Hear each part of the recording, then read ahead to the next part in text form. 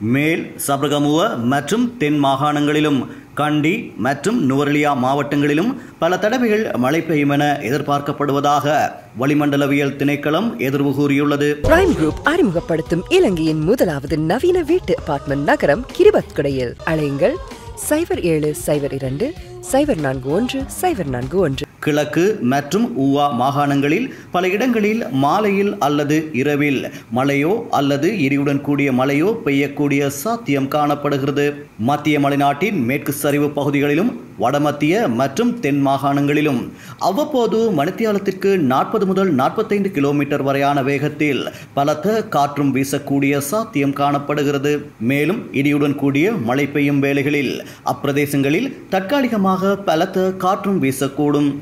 மின்னல் தாக்கங்களினால் ஏற்படக்கூடிய பாதிப்புகளை குறைத்துக் கொள்ள தேவையான முன்னெச்சரிக்கை நடவடிக்கைகளை எடுத்துக் கொள்ளுமாறு பொதுமக்கள் அறிவுறுத்தப்படுகிறார்கள்.